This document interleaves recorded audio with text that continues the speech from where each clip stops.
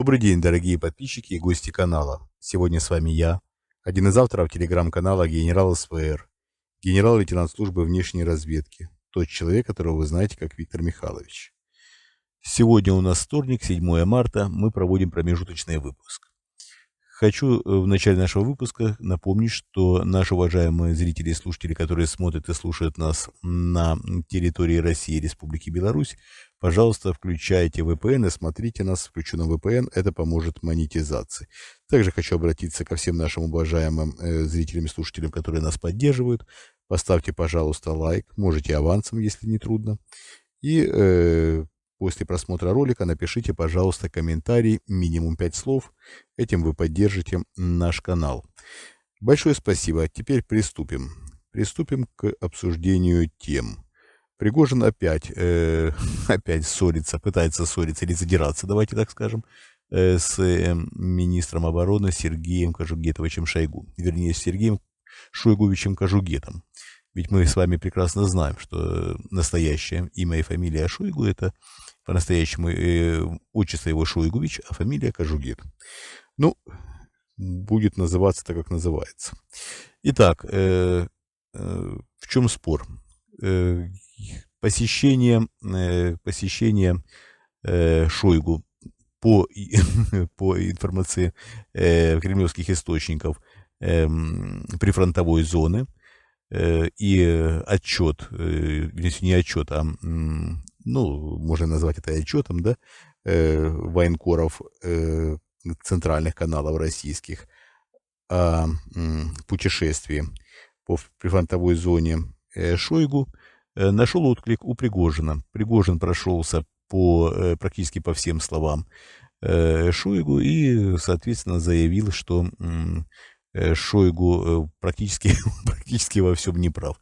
Выглядит, конечно, довольно смешно, но опять-таки давайте вернемся к событиям. Во-первых, Бахмут, да, идут серьезные бои, огромные потери несут как ЧВК Вагнера, так и российские регулярные войска.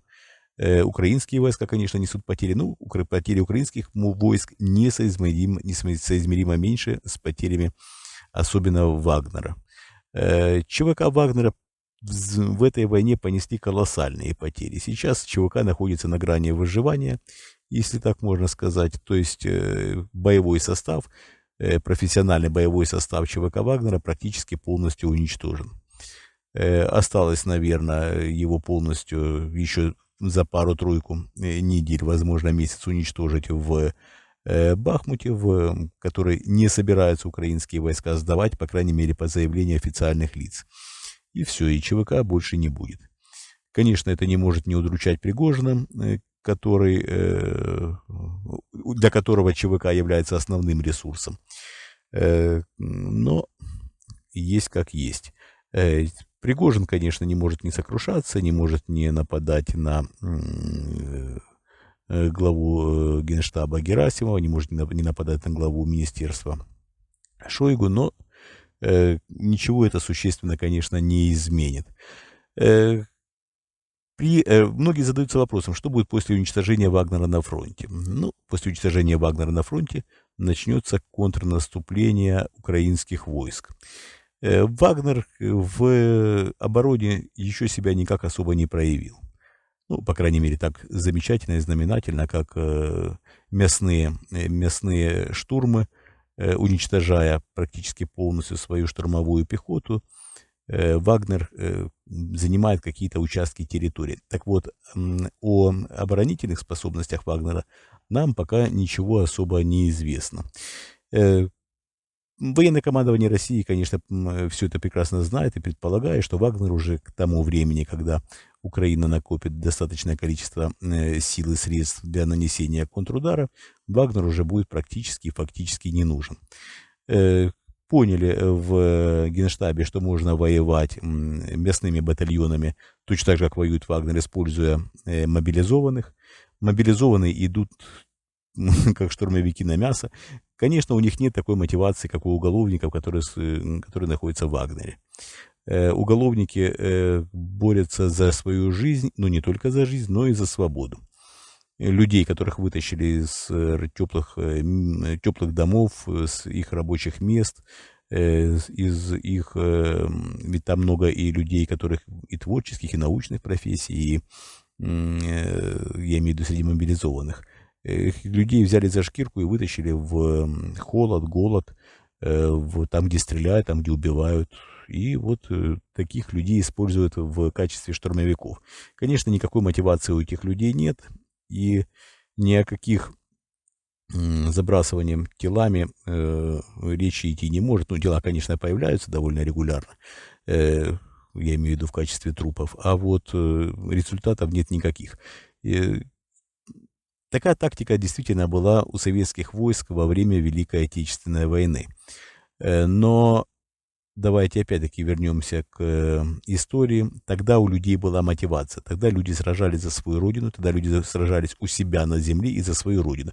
Тогда было все понятно, где зло, где добро. И надо было защищать свою родину, своих родных, своих близких. В данном случае всего этого нет. В данном случае российское руководство выступает в роли агрессора, в роли фашистской Германии, а Украина как раз в качестве обороняющейся стороны справедливо борется за свою территорию. Это понимают практически все мобилизованные, и, конечно, вы сами должны предположить и понять, какая мотивация у этих людей. Она ровным счетом нулевая.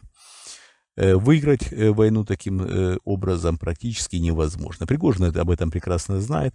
Пригожин пытается сохранить свой ресурс, но российское руководство решило уничтожить как ЧВК Вагнера, о чем, конечно, нет никаких сожалений, но, конечно, решило уничтожить и тех мобилизованных, которые уже есть. Я напомню, что за прошлую волну мобилизации, которая началась с 21 сентября, было мобилизовано более полумиллиона человек. Еще раз напоминаю, более полумиллиона человек.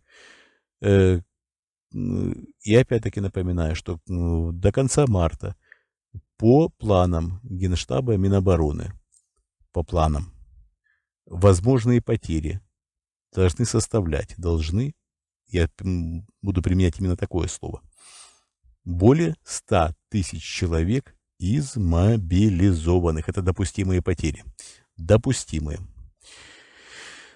Но потери будут с убитыми и ранеными, я думаю, что к концу марта несравнимо больше. Все зависит от того, как быстро украинские войска перейдут в контрнаступление, и как быстро они начнут наносить удары теми вооружениями, которые появляются в Украине буквально в режиме реального времени.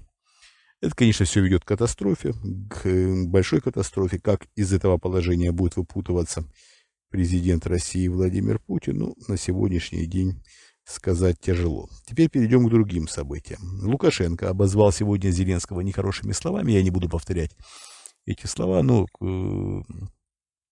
суть в другом. Я хочу, чтобы наши уважаемые зрители и слушатели понимали. Во-первых, Лукашенко рассказал о том, что был нанесен ущерб российскому самолету радиолокационной разведки. Мы об этом сообщали, мы не торопились сообщать, что это за самолет, но говорили о том, что Путину докладывают о незначительных повреждениях самолета. В принципе, наша информация полностью подтвердилась. Самолет своим ходом перебазировался для дальнейшего ремонта. Действительно, существенного ущерба, к сожалению, не нанесено.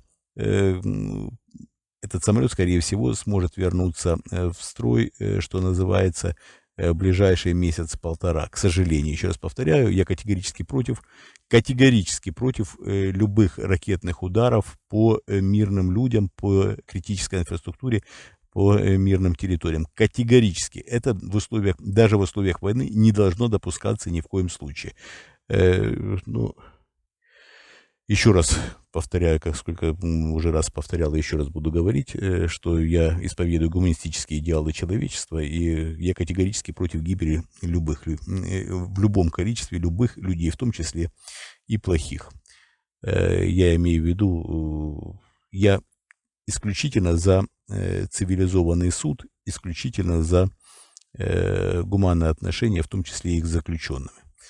Это я говорю в перспективе ареста современного российского руководства и в перспективе будущего трибунала, будущих судов и в перспективе вынесения им сроков заключения и в перспективе нахождения их в местах не столь отдаленных. Я за то, чтобы люди находились все-таки в человеческих условиях. Я считаю, что по-человечески надо относиться ко всем без исключения людям, даже к преступникам, как это иногда не выглядит печально и кажется порой несправедливым. Жизнь в целом бывает часто несправедлива, но вернемся к нашим баранам, вернее, к нашему барану, к Лукашенко. Лукашенко осталось только обзываться. Обзываться, абсолютно безобидное обзывание. Лукашенко уже сказал, что его таким образом пытаются втянуть в войну, но он на это не поведется. Но в сущности, что от него и требовалось. Все его глупости, которые он высказывает, можно смело пропускать, а мы слышим основной тезис Лукашенко о том, что он не собирается входить в войну, несмотря ни на что. Это, конечно, посыл не украинскому руководству, извините, не белорусским элитам больше, а больше посыл российскому руководству о том, что, мол, несмотря ни на что, нас не вынудят вступать в эту войну. Это, в принципе, неплохая новость. Лукашенко пока держится. Но посмотрим, что будет дальше. Конечно, такой риторикой Лукашенко пытается спасти себя, но не спасет. Не спасет. Это однозначно. Так. Теперь перейдем к новостям. Расследование ФБК о содержанках, как они написали, Собянина. Довольно много известных людей, я имею в виду, на прикорме находятся у Собянина. И среди них много громких имен. Здесь и Ксения Собчак, здесь и известный пропагандист Симонян и Киасаян. Но это вообще на этих людях пробы негде ставить. Я имею в виду и Ксению Собчак в том числе. При всей ее якобы оппозиционности. Конечно, там оппозиции и, что называется, не пахнет, но в ее случае не очень хорошо пахнет. Потому что душок очень нехороший оттуда исходит. Но там и достаточно прозвучали имена людей, к которым я отношусь с должной долей уважения. Я не буду называть этих людей. Если хотите, посмотрите, пожалуйста, этот материал ФБК. В принципе, занятное расследование, но, еще раз повторяю, предлагаю самим решать, что правильно, что неправильно. Мы уже говорили о том, что необходимо критически подходить к любой информации, поэтому предлагаем вам ознакомиться с этим материалом. ФБК всегда у меня вызывало уважение, давайте начнем с того, что хотя бы самим существованием. Оппозиционная сила, нет никаких сомнений, но извиняюсь, как дальше будут складываться события, как дальше будет складываться их судьба, я думаю, что зависит только от них.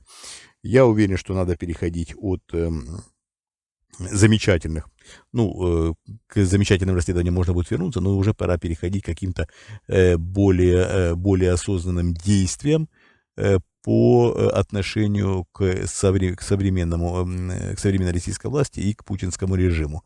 Надо понимать и осознавать, как действовать, как призывать действовать своих сторонников в России в случае начала больших перемен. Это мое предположение, я ни в коем случае никому не навязываю свои мысли, никому не могу и не буду советовать, если люди не готовы выслушать моих советов. А так вообще больше к информации, к размышлению. Мы сегодня с вами уже, извиняюсь, выбили за пределы, за обычные наши передачи. Большое спасибо, что были со мной. Мы вас любим, это искренне. Это самое главное. Мы работаем для вас. Любовь спасает. Любовь спасет и сохранит всех нас, ныне живущих. И я уверен, те, кто находится по воле этой идиотской войны в другом мире, если он существует, то им тоже необходимо наше воспоминание, наши добрые мысли и наше соболезнование и сочувствие родственникам. Война — это зло, это глобальное зло. Надеюсь, что любовь все победит. Большое спасибо, что были со мной. Всего доброго. До свидания.